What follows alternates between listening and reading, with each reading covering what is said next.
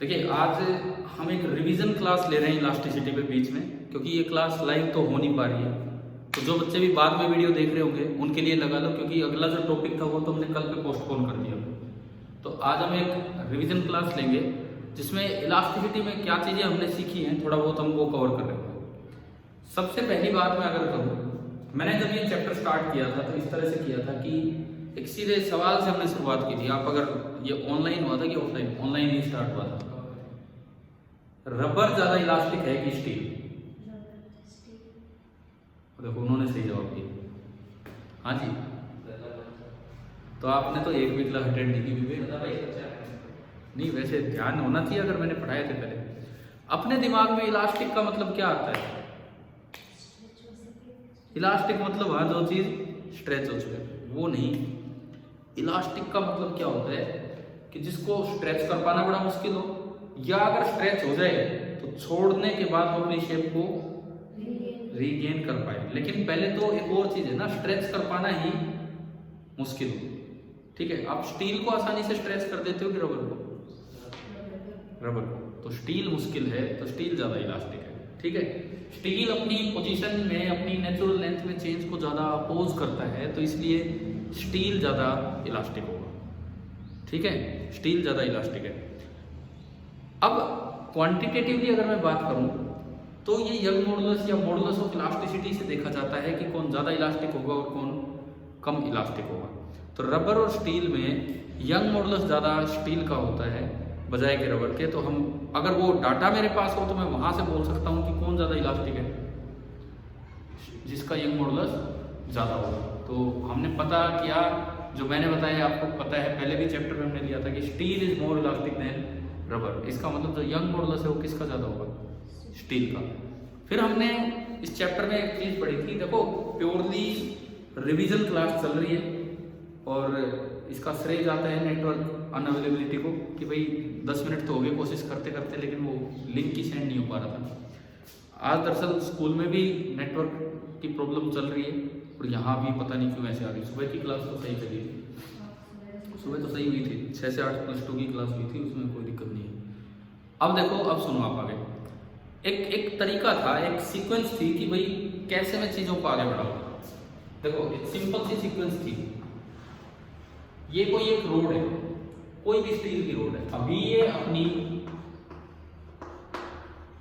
अपनी natural length में है, ये रोड अपनी नेचुरल लेंथ में है। मैं एक बात क्लियर कर दूं, जैसे कोई बच्चा बाद में अगर एक वीडियो देखने लगे और बस शुरुआत की 5 मिनट देख के कि ये तो रिवीजन क्लास है छोड़ दे, तो ऐसा नहीं होने वाला है। कुछ तो चीजें हर बार नहीं ऐड होंगी, तो इसमें भी कुछ ऐसी बातें आएंगी जो पीछे हमने नहीं पढ़ाई होंगी। तो देखिए, अभी तो शुरुआत तो नॉर्मल कर रहे हैं। एक बॉडी अपनी नेचुरल लेंथ में है, आप उसको गर्म करके एक्सटेंड कर दो तो स्ट्रेन आएगा कि नहीं आएगा? साक्षी जी जवाब दो, क्योंकि आप कल आए थे और कल भी एक बार डिस्कशन हुआ था इस चीज का लेक्चर के शुरुआत में। अगर मैं इसको गर्म कर दूं तो मेटल एक्सपेंड करता है, मेटल एक्सपेंड होकर इसकी लेंथ एल की बजाय एल प्लस डेल्टा एल होगी, तो स्ट्रेन आ गया कि नहीं आया? आप बताओ। आपका नाम क्या है? खुशी। खुशी एक हमारे पास भी है, 2 खुशी होगी, तो 2 खुशियाँ होगी अब हमारे पास। तो सुनो, बताओ, एक मेटल है, उसकी लेंथ एल है, मैंने उसे गर्म किया और उसकी लेंथ बढ़ के एल प्लस डेल्टा एल होगी, वो फैल गया, तो उसमें स्ट्रेन आया कि नहीं आया? नहीं आया। क्यों?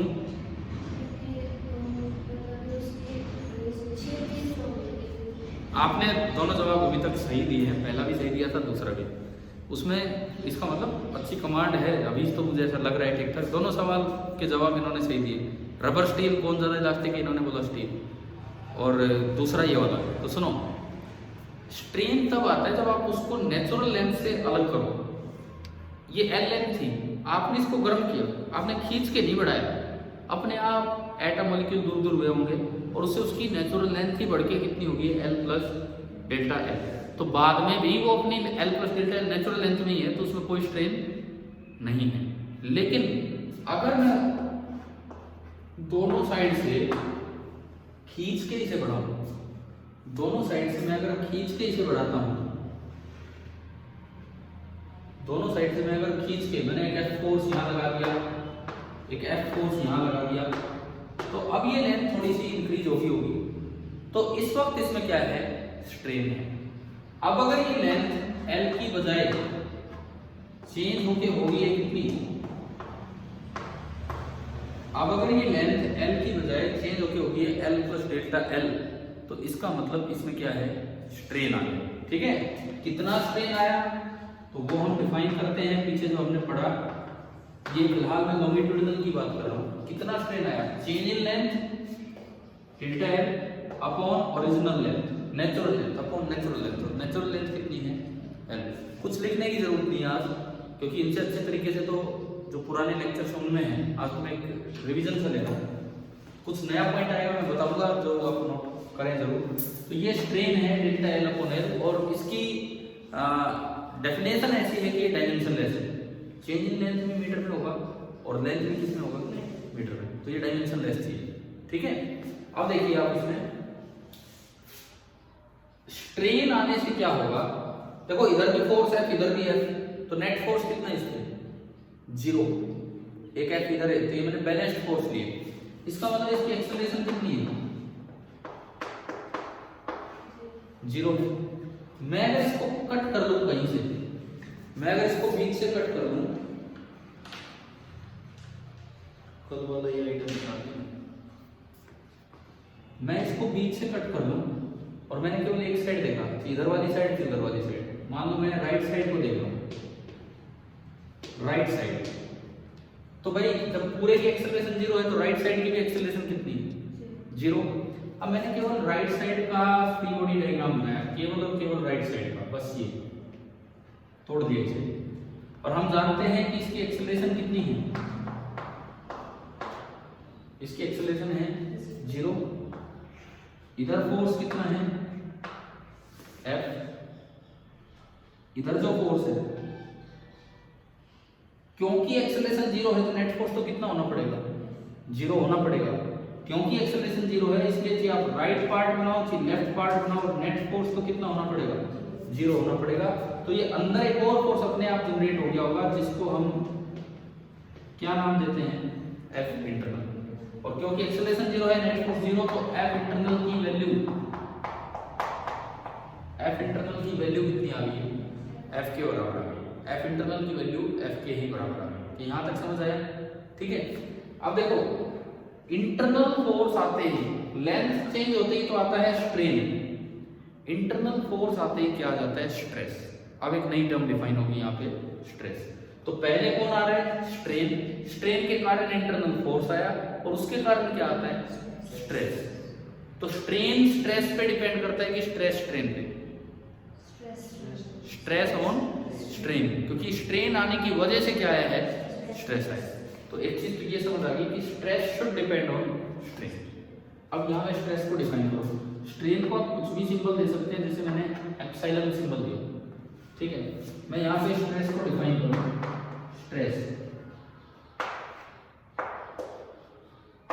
सिग्मा, हम उसको सिंबल दे देते हैं। स्ट्रेस एक्सटर्नल फोर्स पे डिपेंड नहीं करता, स्ट्रेस तो किस पे डिपेंड करता है, इंटरनल फोर्स पे। तो internal force per unit area of cross section, ये जो एरिया है ये,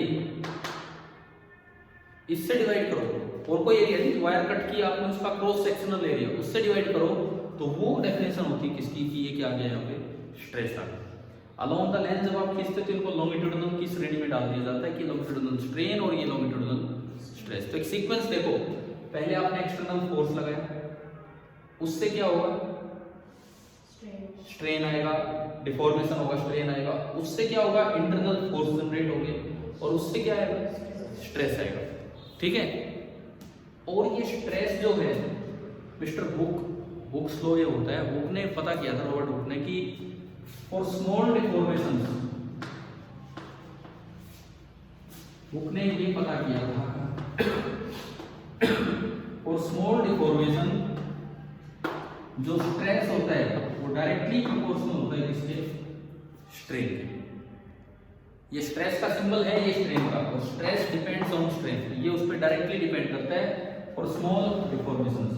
और यहाँ जो प्रोपोर्शनलिटी कांस्टेंट आता है उसे हम E से डिनोट कर लेते हैं, E, और इसको बोलते हैं, E को बोला जाता है मॉडुलस ऑफ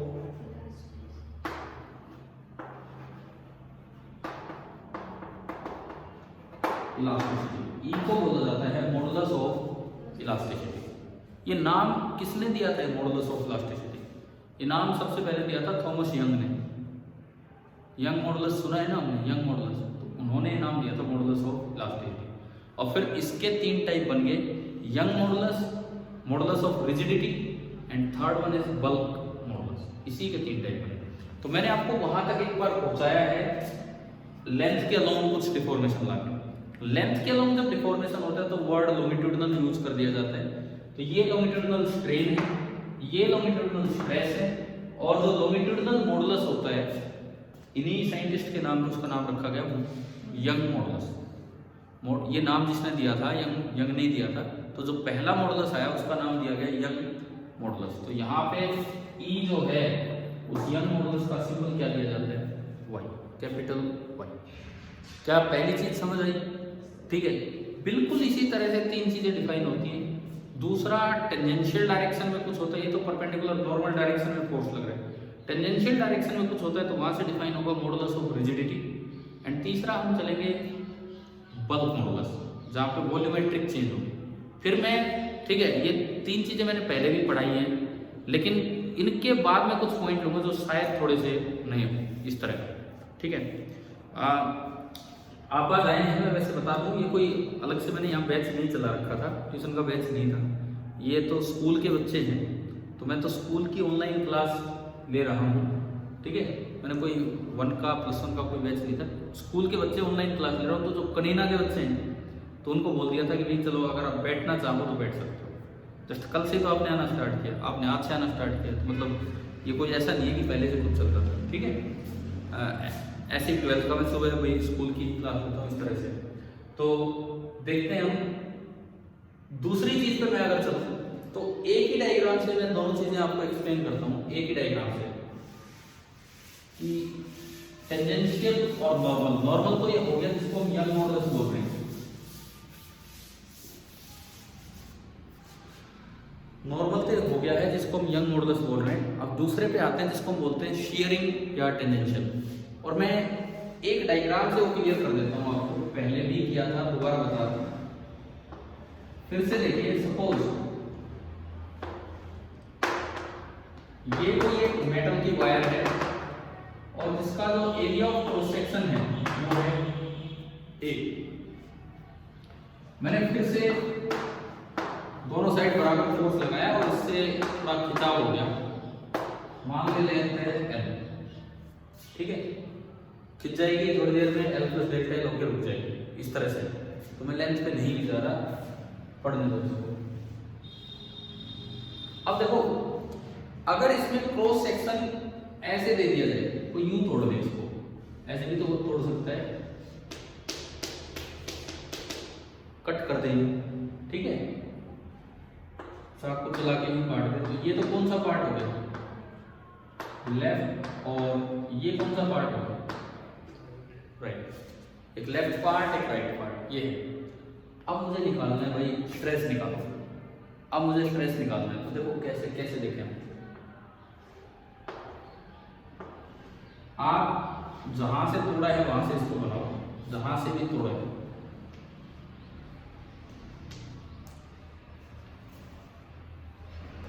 ये हमने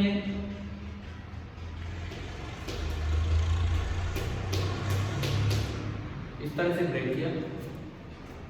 ये लेफ्ट पार्ट था, बस कोई भी एक साइड बना दो, कोई भी एक साइड। एक्सटर्नल फोर्स इधर कितना लग रहा है? F। और नेट फोर्स कितना है? 0। इट मींस पूरे की एक्सेलरेशन कितनी होगी? 0। देखो पीछे जो क्लासेस हुई है, मैंने एक चीज और भी सिखाई है, ऐसा नहीं है कि अनबैलेंस्ड ना बैलेंस्ड फोर्स हो जो भी खींचेगा, बिल्कुल स्मूथ सरफेस है जहां ये रखा है, बिल्कुल स्मूथ। और मैं तो बस एक साइड F फोर्स लगाऊंगा, क्या आराम से चला जाएगा कि नहीं? क्या अब स्ट्रेन आएगा या नहीं आएगा? ये अपनी कॉमन सेंस हमें गलत ले जाती है। अब भी स्ट्रेन आता है, अब भी स्ट्रेस आता है, ठीक है। आप इवन कोई फ्रिक्शन नहीं, कुछ नहीं है, और केवल एक साइड फोर्स लगा के इसको खींचोगे ना, तो अब भी स्ट्रेन आएगा, स्ट्रेस आएगा। समझ आए? समझ तो तब आएगा जब मैं बताऊंगा यहाँ पे कैसे। लेकिन इस तरह ना मानो कि बस केवल बैलेंस्ड फोर्स हो तभी स्ट्रेन आता है, अनबैलेंस्ड फोर्सेज में भी स्ट्रेन आ सकता है। ठीक है, देखेंगे आज की क्लास में समय लगेगा तो अभी बताऊंगा आपको कैसे। ये एफ इधर, तो भाई एक्सेलरेशन तो इसकी 0 है, तो नेट फोर्स 0 ही होना पड़ेगा। इसका मतलब उस साइड से एक इंटरनल फोर्स यूं लगा होगा, उस साइड से एक इंटरनल फोर्स इस पे यूं लगा होगा, है ना। अब देखो, अब अगर इस एरिया पे मुझे डिफाइन करना हो स्ट्रेस स्ट्रेन, सपोज ये एंगल आपको दिया है कि ये एंगल कितना है थीटा, और ये जो क्रॉस सेक्शन एरिया है ये कितना है ए। मैंने अभी अभी एक स्ट्रेस तो आपको पढ़ाया था, कौन सा, लॉन्गिट्यूडिनल। अब यहाँ पे शियरिंग स्ट्रेस पूछते हैं, तो यहाँ शियरिंग और लॉन्गिट्यूडिनल दोनों डिफाइन होंगे, दोनों शियरिंग भी और लॉन्गिट्यूडिनल। कैसे, ये जो इंटरनल फोर्स, देखो स्ट्रेस एक्सटर्नल से डिफाइन नहीं होता है, स्ट्रेस केवल किससे डिफाइन होता है, इंटरनल से। स्ट्रेस केवल इंटरनल से डिफाइन होगा, ठीक है। इंटरनल फोर्स के आप टुकड़े कर लो, ये थीटा एंगल है, ठीक है, ये नॉर्मल बनाया मैंने, नॉर्मल टू द सरफेस। एक कंपोनेंट कर लो नॉर्मल के लॉन्ग, और एक कंपोनेंट कर लो tangential to the cross section जो आपने कट कर रखा है, ठीक है। एंगल अगर ढूंढ के लाए, ये थीटा, ये भी थीटा, ये और ये पैरेलल है, समझ रहे हो क्या, ये और ये पैरेलल है, ये ट्रांसवर्सल प्लेन है, तो ये एंगल थीटा अल्टरनेट इंटीरियर है। तो इधर तो कंपोनेंट क्या आएगा, कोस की साइन, मेरे लिखने के बाद क्या बोलते हो, इधर कंपोनेंट साइन बन गए, ठीक है। फिर एक बार नजर डालो, एक्सेलरेशन तो अभी 0 है, तो नेट फोर्स 0 होना चाहिए, यानी कि ये और ये एक दूसरे को कैंसिल कर रहे होंगे। इट मींस एफ इंटरनल तो अभी भी कितना होगा, एफ ही होगा। एफ इंटरनल जो है वो एफ ही होगा, समझ आ रहा है। इस एफ के टुकड़े हुए, तो ये तो बना एफ कोस थीटा, और ये क्या बना, एफ साइन थीटा। एक बना एफ कोस थीटा और एक बना एफ साइन थीटा। क्या यहां तक समझ आ गया। अब यहाँ दो स्ट्रेस में डिफाइन करूंगा, दो स्ट्रेस। कौन से दो स्ट्रेस, एक को बोलेंगे सिग्मा लॉन्गिट्यूडिनल, जिसे नॉर्मल का दर्जा दे देते हैं, और एक सिग्मा टेंजेंशियल, जिसे शियरिंग बोलते हैं। ये लॉन्गिट्यूडिनल स्ट्रेस और ये शियरिंग स्ट्रेस, ठीक है। लॉन्गिट्यूडिनल स्ट्रेस का मतलब होता है normal force, normal internal force, surface के नॉर्मल कितना है, परपेंडिकुलर डायरेक्शन। पिछली बार जब ये सीधा था, सीधा ब्रेक किया था, बिल्कुल सीधा, तो सरफेस के परपेंडिकुलर एक बना था। अभी थोड़ी देर पहले जो बनाया, सीधा ब्रेक किया तो सरफेस के परपेंडिकुलर एक बना था। तो एफ इंटरनल आपका कितना हो गया था, एफ ही था, वही नॉर्मल था, तो केवल लॉन्गिट्यूडिनल स्ट्रेस डिफाइन हुआ था। अब यहाँ पे इसके कारण तो लॉन्गिट्यूडिनल स्ट्रेस होगा, और इसके कारण शियरिंग, जैसे हम टेंजेंशियल बोलते हैं। पहले मैं आऊँ लॉन्गिट्यूडिनल पे, तो जो लॉन्गिट्यूडिनल होगा, लॉन्गिट्यूडिनल इंटरनल फोर्स है कितना, upon area of cross section कितना होगा, विवेक भाई कितना है,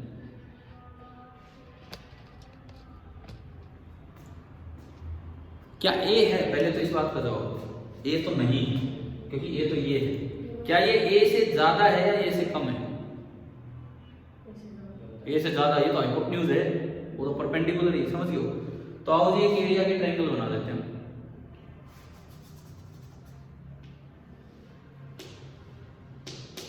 ये एरिया कितना है, ये सीधा ए, एक एरिया, दो एरिया की ट्रायंगल बनी, एरिया के दो टुकड़े हो गए, एक ये और एक ये।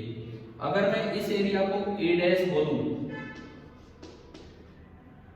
ये एंगल थीटा, तो ए डैश का ये कंपोनेंट क्या आएगा, ए डैश कोस थीटा, और सामने वाला क्या आएगा, ए डैश साइन थीटा। समझ आ रहा है।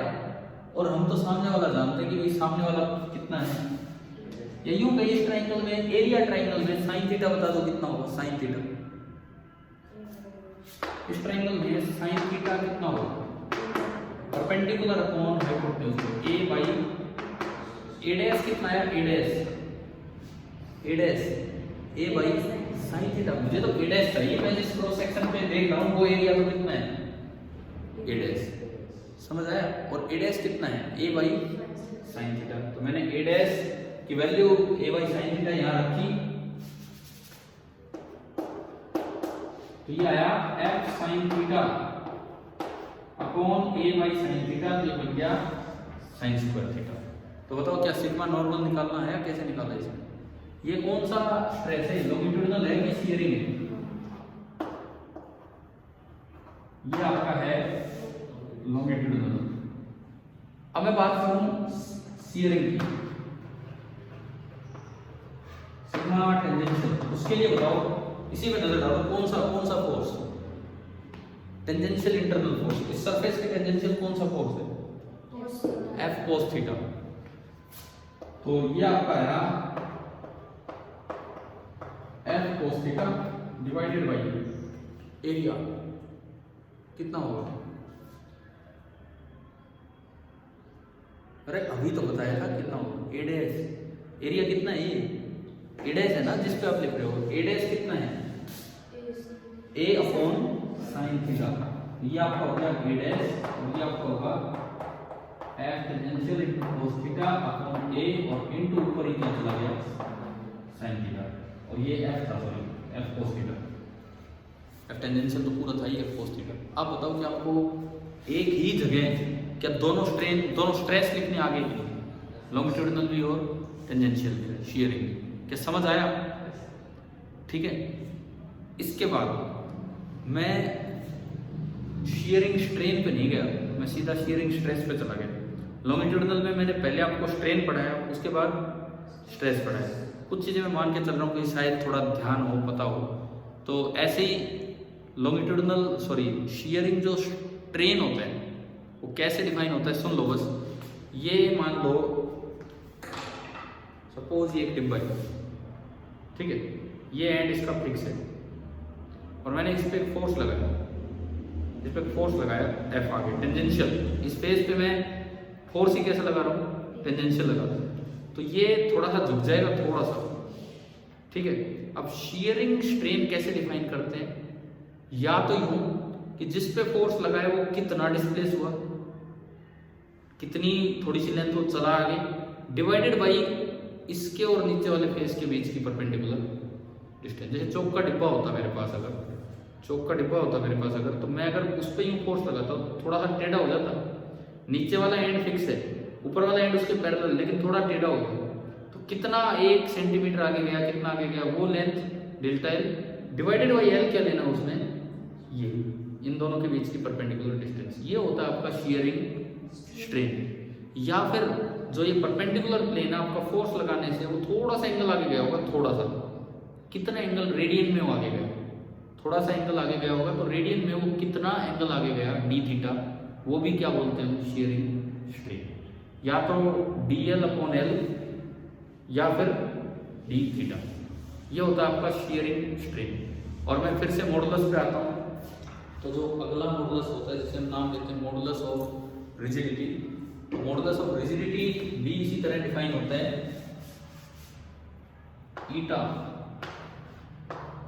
ईटा, ये नीटा नहीं है भाई, एन की तरह देख के इसको नीटा बोल देते हैं, नीटा नहीं है, ईटा है सिंबल, ईटी है, ठीक है, ईटा मॉडुलस ऑफ रिजिडिटी। इसका एक और भी सिंबल होता है जी, कैपिटल जी भी यही होता है, ईटा या जी, इसका मतलब होता है शियरिंग स्ट्रेस, जो हमने इसमें लिख के दिखाया, डिवाइडेड बाय शियरिंग स्ट्रेन, जो मैंने अभी थोड़ी देर पहले आपको बताया, डेल्टा एल बाई एल या डी थीटा, ठीक है। इस मॉडुलस को हम बोलते हैं मॉडुलस ऑफ रिजिडिटी। कल वाले ही लेक्चर में आप बैठे थे ना, कल वाले ही लेक्चर में मैंने मॉडुलस ऑफ रिजिडिटी का यूज करके बहुत अच्छा टॉपिक आपको पढ़ाया था कि साइकिल के हैंडल होलो होते हैं कि सॉलिड, होलो, इलेक्ट्रिक पोल होलो होते हैं कि सॉलिड, क्यों, अगर सॉलिड होता तो इतना स्टेबल नहीं होता। कल समझ आ गया वो, है ना भाई, आप लोगों को सभी को आ ही गया होगा। तो ये वहाँ पे यूज होती हैं सारी बातें, ठीक है। आज तो चलो बीच में हल्की फुल्की सी क्लास है, लाइट मोड में, और कुछ नहीं है इस तरह का। तीसरी चीज पे मैं अगर आऊँ, कौन सा बच गया, वॉल्यूमेट्रिक। अब आप वॉल्यूमेट्रिक समझे ध्यान से, क्या है क्या नहीं।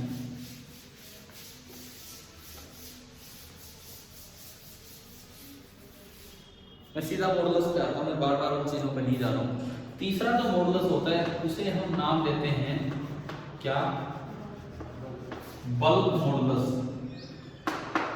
सिंबल होता है बी, बल्क मॉडुलस सिंबल होता है बी, और बी का मतलब होता है वही डेफिनेशन है, बस तीसरा स्ट्रेस और तीसरा strain. Volumetric stress divided by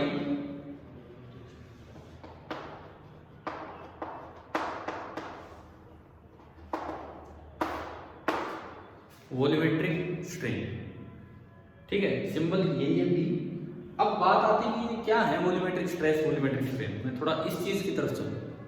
ठीक है, ये कोई सॉलिड है, सॉलिड ऑब्जेक्ट, और अभी ये एयर में है और इसका जो वॉल्यूम है, वॉल्यूम कितना है, वी है। जैसे रबर की बॉल है, मतलब ये आपने क्या किया, इसको उठा के लिक्विड में डाल दिया,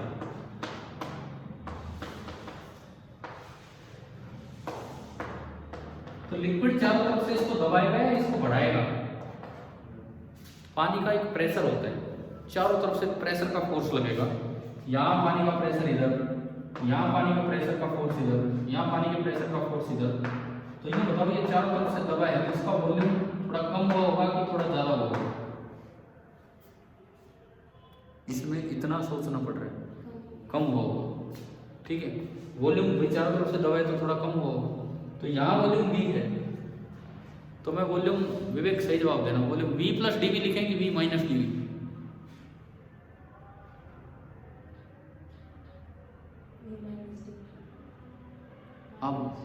आप बताओ।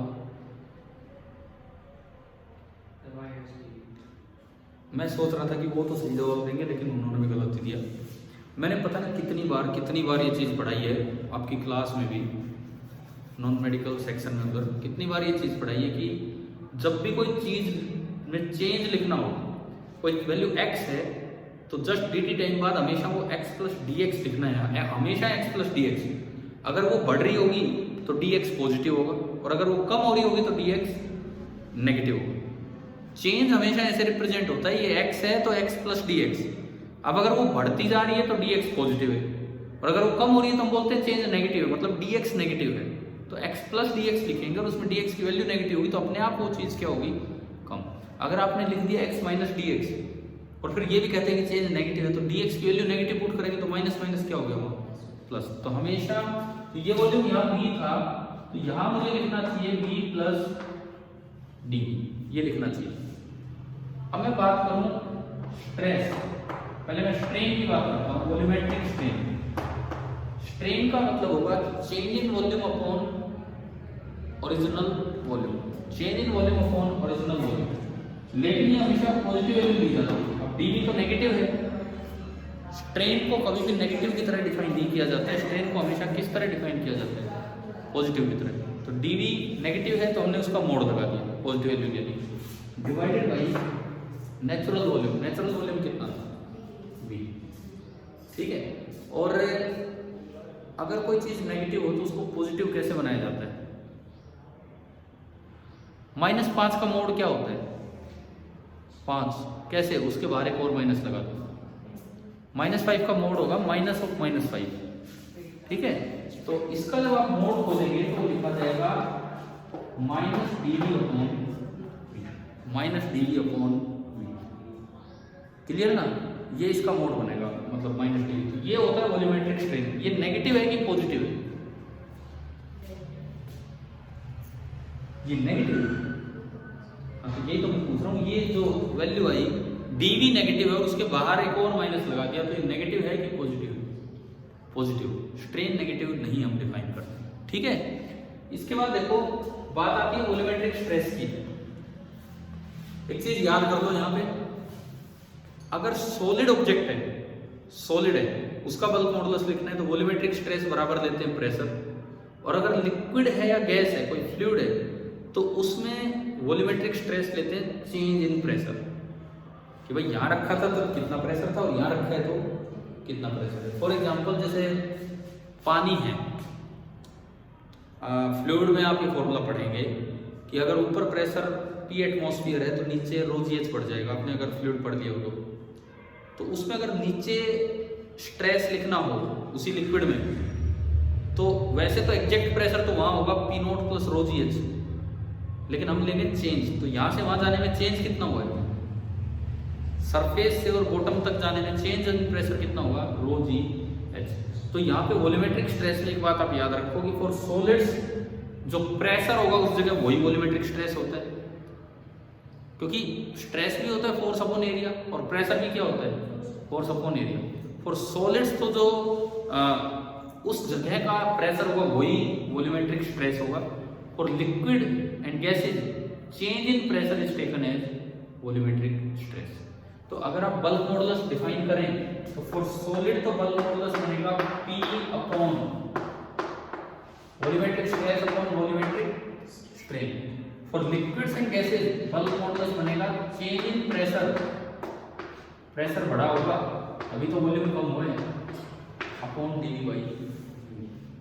फॉर सॉलिड्स ये बल्क मॉडुलस बनेगा, for liquids and gases means for fluid जो भी आपके होते हैं उनके लिए बल्क मॉडुलस ये बनेगा।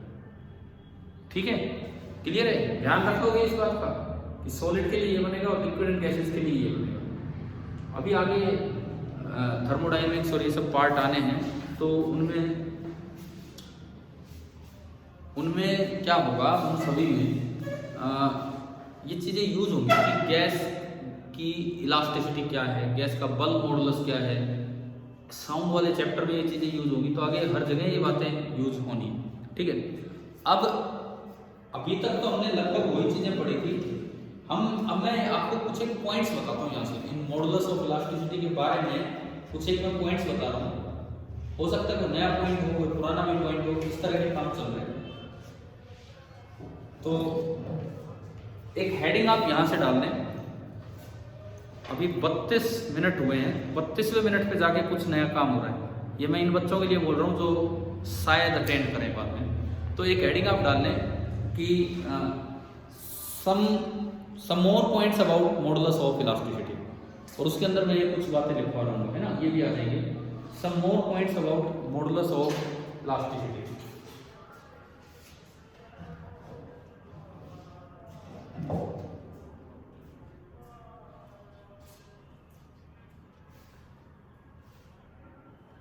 देखिए पहला पॉइंट सुनो आप। मेरे पास दो मटेरियल है, मैंने दोनों को खींचा और दोनों में बराबर स्ट्रेन ला दिया। एक रबर है, एक इलास्टिक है। मैंने रबर की लेंथ भी 1 सेंटीमीटर बढ़ाई और स्टील है, स्टील की लेंथ भी 1 सेंटीमीटर बढ़ाई। और किस में ज़्यादा जोर लगाना पड़ेगा? स्टील में पता नहीं बढ़ा भी पाएंगे कि नहीं। रबर की तो आसानी से बढ़ा देंगे, स्टील में ज़्यादा जोर लगाना पड़ा। और अब सब कुछ रेस्ट पे है, खींच रखे मैंने और सब कुछ रेस्ट पे है। स्ट्रेन दोनों की नेचुरल लेंथ पहले बराबर थी, L, दोनों में डेल्टा L बराबर है, तो स्ट्रेन दोनों में बराबर हुआ कि नहीं? दोनों में स्ट्रेन बराबर हुआ कि नहीं? पहले इसकी नेचुरल लेंथ L थी, इसकी भी L थी, डेल्टा L सेम है, तो क्या दोनों में स्ट्रेन बराबर है कि नहीं? मटेरियल अलग है बस, एक स्टील एक रबर है, उससे कोई फर्क नहीं पड़ता। स्ट्रेन की डेफिनेशन होती है डेल्टा L बाई L, तो दोनों में स्ट्रेन तो बराबर हुआ। इंटरनल फोर्स किस में ज्यादा जनरेट हो रखा होगा? स्टील में, क्योंकि सब कुछ रेस्ट पे है। जितना फोर्स मैं लगा रहा हूँ उतना ही क्या बना होगा? आप कहीं से ब्रेक करके देख लो, नेट फोर्स 0 होना है, जितना आप लगाओगे उतना ही इंटरनल। तो आपको किस में ज्यादा जोर लगाना पड़ा? स्टील में। यानी कि इंटरनल फोर्स किस में ज्यादा बना? स्टील में। स्ट्रेस क्या होता है? Internal force per unit area. तो स्ट्रेस किस में ज्यादा आया? स्टील में ज्यादा है स्ट्रेस। सेम स्ट्रेन के लिए स्टील में ज्यादा स्ट्रेस आ रहा है, ये आप अपने आप बोल रहे हो। अब मॉडुलस ऑफ इलास्टिसिटी होता है स्ट्रेस अपॉन स्ट्रेन, है ना, अभी हम पढ़ के आए। दोनों में स्ट्रेन तो सेम है, स्ट्रेस किस में ज्यादा आ रहा है? स्टील में। तो स्ट्रेस अपॉन स्ट्रेन किस में ज्यादा होगा? स्टील में। Stress upon strain, strain same है रबर के साथ, स्ट्रेस ज्यादा है, और स्ट्रेस अपॉन स्ट्रेन ही होता है मॉडुलस ऑफ इलास्टिसिटी। इसका मतलब मॉडुलस ऑफ इलास्टिसिटी किसका ज्यादा है? स्टील का। तो कौन ज्यादा इलास्टिक है? स्टील। तो क्या आप समझना आ गया कैसे देखना है? तो पहला पॉइंट हम लिखें मतलब एक रिजल्ट की तरह लिखें। If equal amounts of strain, पहला point, if equal amounts of strain are developed if equal amounts of strain are developed in two different materials,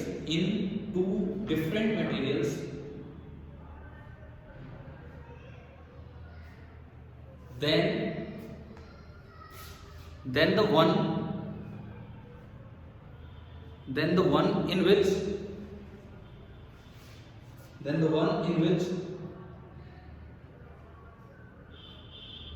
the stress is more,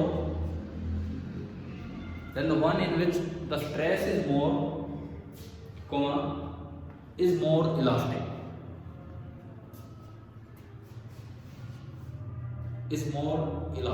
जिसमें स्ट्रेस ज्यादा होगा वो ज्यादा इलास्टिक होगा। और यहां मैंने आपको एग्जांपल देते हुए समझाया कि कैसे रबर कम इलास्टिक है और स्टील ज्यादा इलास्टिक है। क्या पहला पॉइंट समझ आ गया? ठीक है। सेकंड पॉइंट भी ऐसा ही, पहले लिख लो फिर हम समझ रहे हैं। सेकंड पॉइंट पहले आप लिखिए फिर समझते हैं। If we want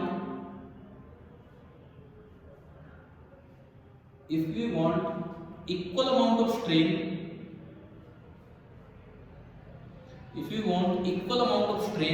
in two different materials,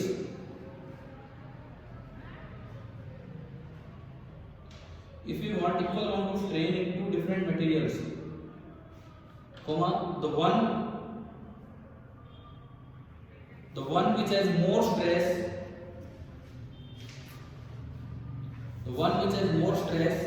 is more elastic.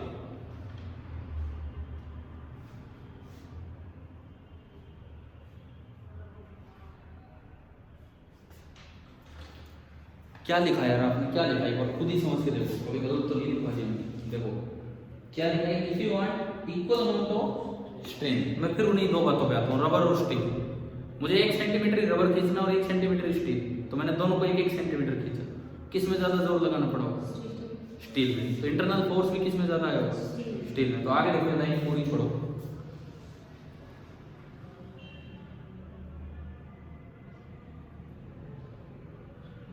Same है।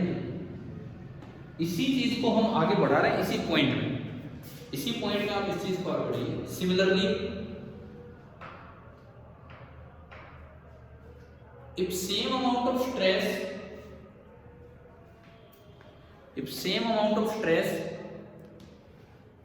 is produced in two different materials,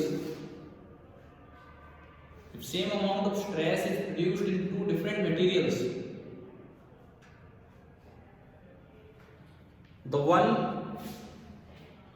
one having less strain is more elastic.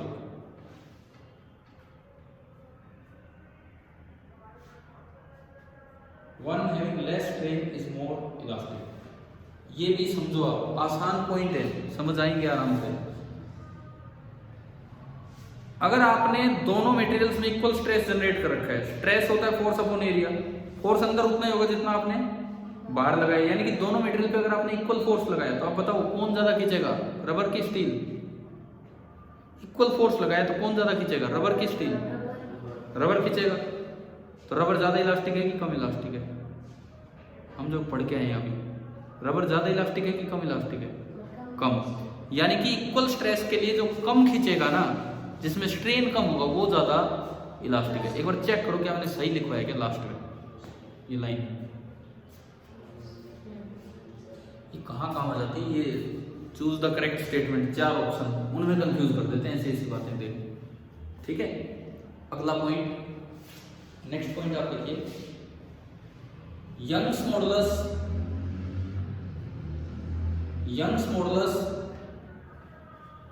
of a material of wire, Young's modulus of a material of wire is numerically equal to the stress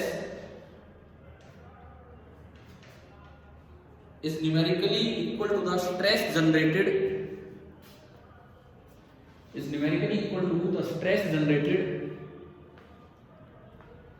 when the length of the wire is doubled.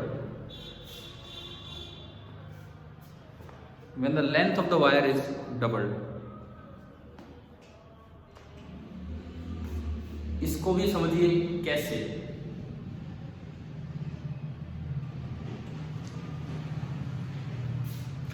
अगर length double होगी, मतलब L से 2L हुई, L से 2L हुई तो strain कितना है? अगर लेंथ डबल हुई, L से 2L हुई तो स्ट्रेन कितना है? चेंज इन लेंथ कितनी है? L, और ओरिजिनल लेंथ कितनी है? L, तो स्ट्रेन कितना है? 1। अगर लेंथ L से 2L हुई तो स्ट्रेन कितना है? 1। अब यंग्स मॉडुलस क्या होता है? स्ट्रेस अपॉन, तो स्ट्रेन कितना हो गया? 1। तो क्या y बराबर स्ट्रेस आ गया कि नहीं? अब ये पॉइंट पढ़ो अपने आप, क्या यही लिखा है क्या आपने?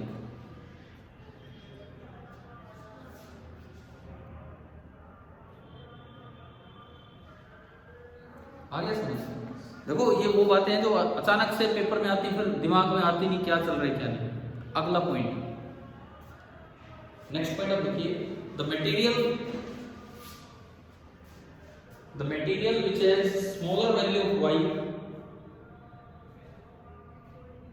the material which has smaller value of y is more ductile.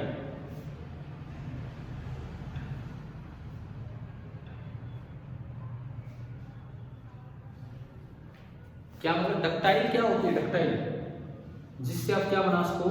Wires. कुछ मटेरियल ऐसे होते हैं जिनसे वायर बनाना आसान है, कुछ ऐसे होते हैं जो टूट जाते हैं, वो ब्रिटल होते हैं।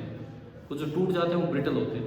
वैसे तो डक्टिलिटी खाली इन्हीं चीज़ों पर डिपेंड नहीं करती। मैंने जब पीछे एक दिन जब स्ट्रेस स्ट्रेन कर्व पढ़ाया था तो उसमें एक और बात बताई थी, इलास्टिक लिमिट से फ्रैक्चर पॉइंट कितनी दूर है उस पर डिपेंड करती है डक्टिलिटी। ठीक है, अब यहाँ क्या लिखा है? जनरली ये होता है कि ऐसे मटेरियल जिनका जो यंग मॉडुलस है वो कम है या ज़्यादा है, बताओ, पढ़ के बताओ अपना पॉइंट। कम है, जिनका यंग मॉडुलस कम है उनको वायर बनाने में थोड़ी हम आसानी से वायर बना पाएंगे, उनको खींच पाएंगे। ठीक है, इसी में ऐड कर दो, ductility depends on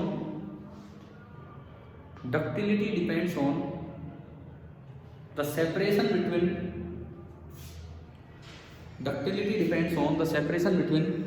the elastic limit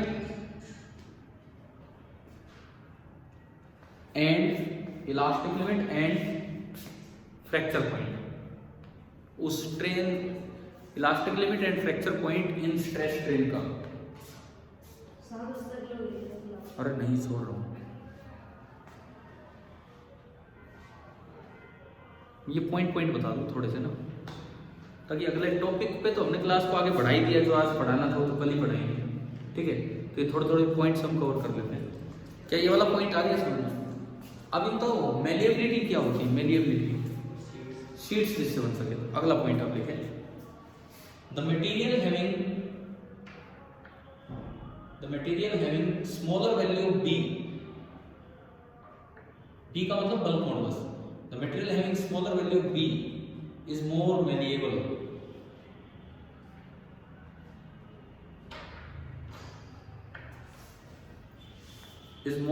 malleable. लिख लिया, स्पेलिंग बोलूं? लिख लिया, B bulk modulus is more malleable, MALLEABLE, malleable मतलब उससे सीट्स आसानी से बनाई जा सकती है। ठीक है, अब देखो हमने 3 मॉडुलस पढ़ दिए, young modulus, modulus of rigidity, bulk modulus. क्या हर तरह के मटेरियल के लिए तीनों डिफाइन होते हैं? अगला पॉइंट, नेक्स्ट पॉइंट आप लिखें, a solid will have all the 3 moduli of elasticity. moduli इसका प्लूरली होता है, DULI, all the 3 moduli of elasticity। Bracket में लिख देना y, eta and b, y, eta and b, but in case of liquid or gas,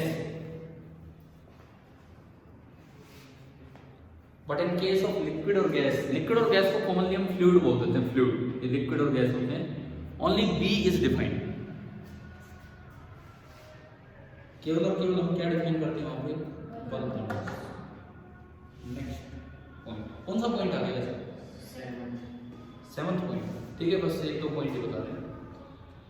ये मैंने पहले भी बताया था, आप अगर पुराने लेक्चर्स देखेंगे, अपने नोट्स देखेंगे तो तुम्हें पॉइंट मिल जाएगा, कैसे है वो भी मिल जाएगा। तो लिख दो for most of the solids, for most of the solids जो G होता है या ईटा होता है, किसका सिंबल है दोनों, G या ईटा ना, मॉडुलस ऑफ रिजिडिटी का nearly equal to y by 3, Young modulus divided by 3। ज्यादातर सॉलिड्स के लिए इतना होता है। क्यों होता है मैं इसका रीजन पहले दे चुका हूं, अभी तो पॉइंट्स इकट्ठा कर रहे हैं, तो आप अपनी कॉपी में देख सकते हैं अगर पीछे के लेक्चर अटेंड किए हैं तो। एक लास्ट पॉइंट लिख लेते हैं, आखिरी point. In case of a gas, in case of A gas, एक थर्मोपाइल पॉइंट में आपको बता रहा हूं, जिसका रीजन आगे लेंगे थर्मोडायनेमिक्स में। गैस के केस में क्या होता है, जो बल्क मॉडुलस होता है P, वो डायरेक्टली प्रोपोर्शनल होता है प्रेशर होता है गैस के। पहले लिख लो P is directly proportional to P के ब्रैकेट में लिख देना pressure of gas, of gas, जो भी वहां पे गैस होगी उसका ना। अब यहां पे प्रोपोर्शनलिटी कांस्टेंट को मैं x से डिनोट करता हूं, तो B is equal to x into P, where x depends on the process. Gas में प्रोसेस नाम सुने, केमिस्ट्री में सुन लियो, आइसोथर्मल, एडियाबैटिक, है ना। Gas depends on the process in such A way, in such a way that equation of process is P into V raised to power x बराबर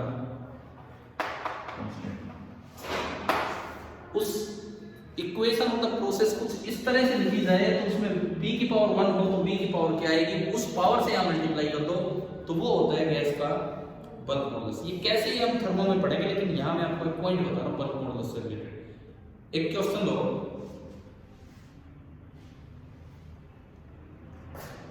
question क्या है इसका, बस एग्जांपल दे दो। For example for isothermal process, बस example की तरह दे दीजिए।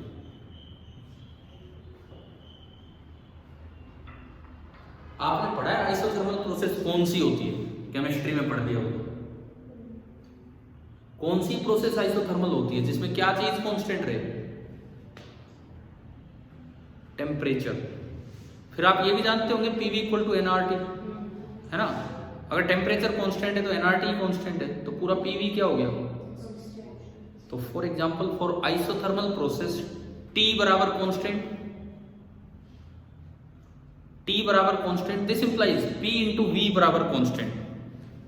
तो बताओ वी की पावर कितनी है, उसमें P इंटू वी बराबर कांस्टेंट आया तो V की पावर कितनी है 1।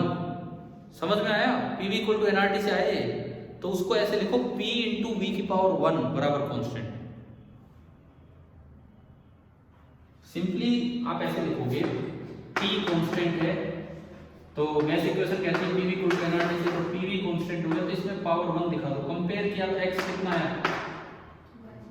तो जो बल्क मॉडुलस होगा गैस का at constant temperature isothermal process पे, वो हो गया x into P, 1 into P, यानी कि वो किसके बराबर हो गया, p के बराबर। जब हम आगे पढ़ेंगे एडियाबैटिक प्रोसेस होगी, अभी नहीं पढ़े हमने, है ना, या पढ़ लिया कहीं केमिस्ट्री में नाम आया है तो पढ़ा है। तो एडियाबैटिक प्रोसेस की अगर इक्वेशन पढ़ी हो तो वो होती है P V raise to power gamma. Gamma सुना है थोड़ा, Cp बाई सी, फिजिक्स में सुना है कि केमिस्ट्री में, केमिस्ट्री में। तो एक और एग्जांपल दे दो, एक और एग्जांपल दे दो यहाँ पे। दूसरा example for adiabatic process, for adiabatic process क्या होती है ये केमिस्ट्री में पढ़ रहे होंगे। For adiabatic process PV raise to power gamma, P into V raise to power gamma, gamma बनाना आता है ना, बराबर कांस्टेंट, वेयर गामा बराबर Cp बाई Cv। ये बात की बातें अभी नहीं देख रहे हैं, थर्मल प्रॉपर्टीज ऑफ मैटर की बातें हैं, where gamma is Cp by Cv। आप कंपेयर करो x कितना है इसमें, एक्स कितना है, गामा, अरे एक्स कहाँ देख रहे हो, ये है एक्स। पी की पावर अगर 1 है तो बी की पावर कितनी है, उसे क्या बोलते हैं हम, एक्स। तो उस इक्वेशन में पी की पावर अगर 1 है तो बी की पावर कितनी लगी हुई, गामा। तो दिस इंप्लाइज एक्स बराबर गामा, तो जो बी की वैल्यू होगी वो हो जाएगी गामा इंटू पी। एक्स बराबर गामा, सो बी बराबर गामा इंटू पी। तो मैंने थोड़ा थर्मो की तरफ मोड़ दिया ये पॉइंट, लेकिन आप बताओ क्या कुछ याद हुआ कैसे लिखनी है। गैसियस इक्वेशन जब आएंगी आगे थर्मो में, तो वहां अगर मुझे कहीं जरूरत पड़े बल्क मॉडुलस की, साउंड वाले चैप्टर में जरूरत पड़ेगी जब हम स्पीड ऑफ साउंड निकालेंगे, तो ये पॉइंट आपको याद रहना चाहिए। तो आज की क्लास में शुरू के 32 मिनट तक तो मैंने पुराने ही पॉइंट्स बताए थे, और 32 से लेके और अभी 50-51 मिनट हो गए हैं, इनमें लगभग मैंने आपको इन 20 मिनट में नए पॉइंट्स इकट्ठे करके दिए हैं कि भाई इनके बारे में आपको क्या याद रखना चाहिए। ठीक है, हम अपनी लाइव क्लास तो कल आगे कंटिन्यू करते हैं, आप लोग ये लेक्चर अटेंड कीजिए।